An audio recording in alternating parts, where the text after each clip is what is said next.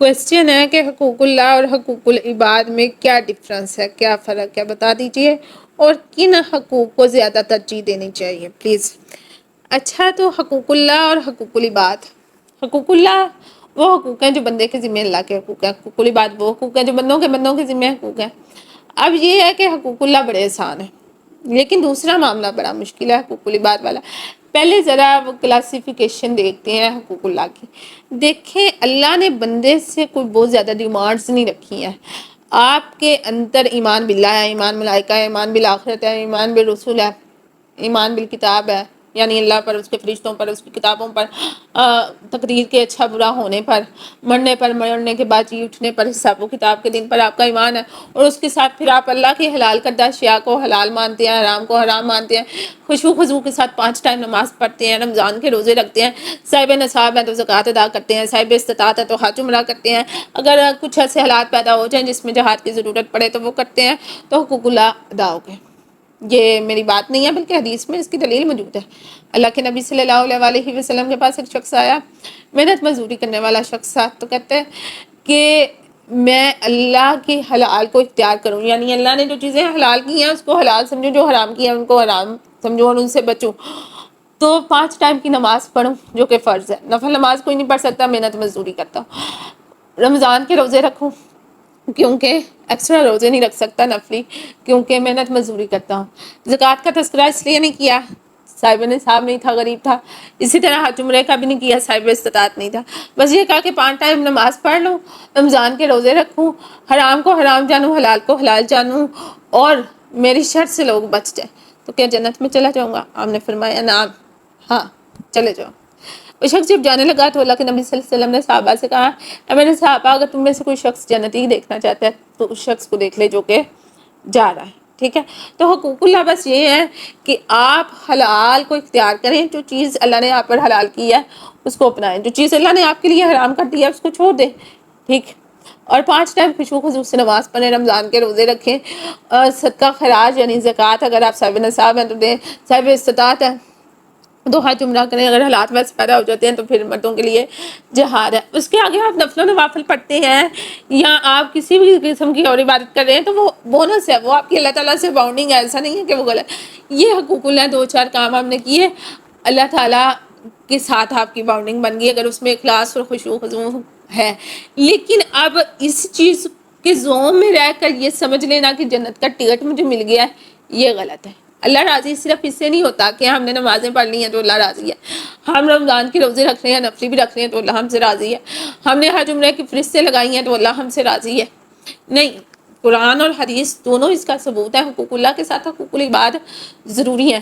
اللہ تعالیٰ کہتے ہیں بندہ میرے سے زمین سے لے کر آسمان تک کی گناہ لے کر بھی ملتا ہے تو اگر وہ نادم ہے تو میں اسے بخش دیتا ہوں، زمین بھر کی رحمت کے ساتھ اسے ملتا ہوں۔ اللہ تعالیٰ غفور الرحیم ہے۔ ایمان خوف اور طمع کے درمیان کی چیز ہے، اس کی ناراضگی کا خوف اور اس کی بخشش کی امید۔ لیکن اب معاملہ حقوق العباد کا ہے، آپ یہ سمجھیں کہ ہم نے نمازیں پڑھی، روزے رکھے، اللہ ہم سے راضی ہو گیا، جنت کا ٹکٹ ہمارے پاس ہے، دربان واس دے رہا ہے جنت کا، ہماری انٹری سیدھی جنت کے اندر، تو ایسا نہیں ہے، ایسا بالکل بھی نہیں ہے۔ اگر ایسی سوچ دماغ یا دل کے کسی بھی خانے میں موجود ہے نا تو اس کو نکال دیں۔ اب یہ نہیں ہے کہ عبادت نہ کریں، وہ تو کرنی ہے، کمپلسری ہے، کرنی ہے جو مرضی ہے، لیکن اس کے ساتھ حقوق العباد ہے، حقوق العباد لازمی ہے۔ آپ مخلوق کو تنگ کر کے اور معافی اللہ سے مانگیں گے تو اللہ کیسے معاف کرے گا؟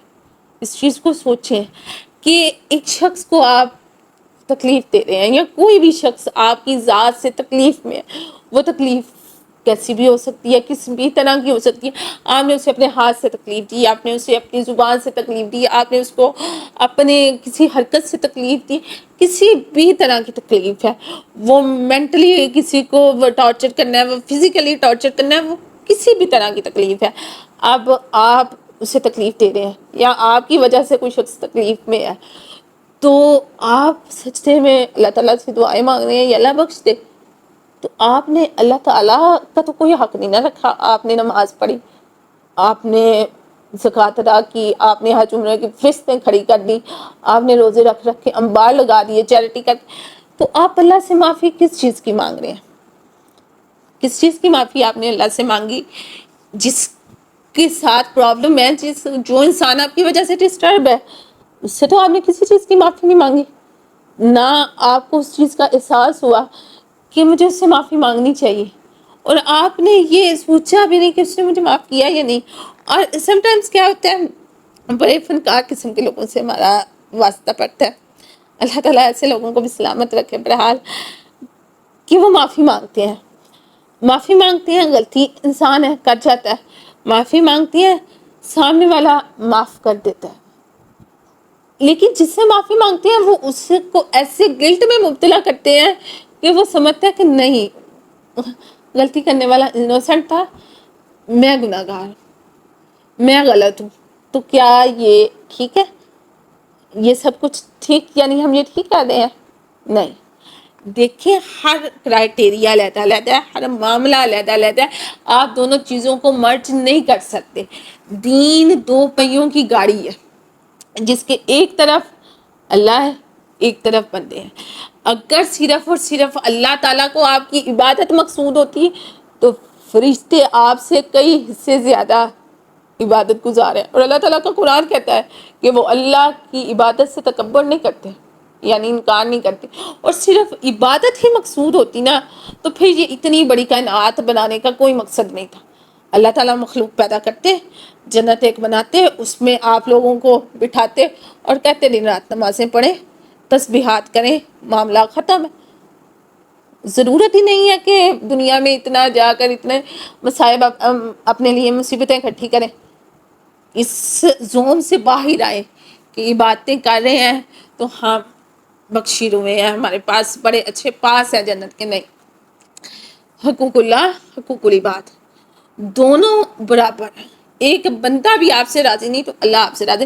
اب یہ نہیں ہے کہ کچھ بندے ویسے ہی نہیں راضی ہوتے، انہیں انسان کیا کر سکتا ہے۔ بات صرف وہ کی جا رہی ہے جہاں پر آپ غلط ہے، جہاں پر آپ کسی بھی لحاظ سے ایموشنلی طور پر آپ کسی سے زیادتی کر رہے ہیں، فزیکلی لحاظ سے، کسی بھی لحاظ سے اگر آپ سے کوئی تکلیف میں ہے تو دنیا میں معافی مانگ لیں۔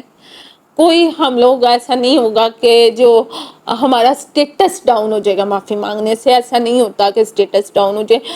آخرت کی شرمندگی بہت بڑی ہے دنیا کی شرمندگی کی وجہ سے۔ دنیا کی شرمندگی کیا ہے؟ آپ نے کسی سے معافی مانگی، اس نے آپ کو دو چار باتیں سنا دی، بس کھیل ختم، معاف کر دے گا۔ نہیں معاف کر رہا، دو چار دفعہ معافی مانگے، آپ کو معافی مل جائے گی، ٹھیک ہے، وہ آپ کو معاف کر دے گا، لیکن انا کی جنگ لڑتے لڑتے لڑتے لڑتے آخرت خراب کر لی۔ اور کئی لوگ لا تعلق ہو جاتے ہیں کہ نہیں ہمارا اس بندے سے تعلق نہیں ہے، ٹھیک ہے، کیا ہے یہ؟ اللہ تعالیٰ کو لا تعلق کی پسند نہیں ہے۔ یہ ہے حقوق اللہ اور حقوق العباد، بندے اور اللہ کے حقوق۔ آپ اللہ تلاش کر رہے ہیں نمازوں میں، تہجدوں میں اٹھ کے، اور اللہ کے بندوں کو ناراض کیے ہوئے ہیں، ان کا حق کھائے بیٹھے ہیں، ان کو پریشان کیے ہوئے ہیں، آپ کو اللہ کیسے ملے گا؟ کس طرح اللہ تعالیٰ کو راضی کریں گے؟ کیا طریقہ ہے اللہ کو راضی کرنے کا؟ اللہ تعالیٰ کو راضی کرنے کے لیے سب سے پہلے ضرورت ہے کہ آپ توازن لے کر آئیں۔ حقوق اللہ اور حقوق العباد دونوں ضروری ہیں۔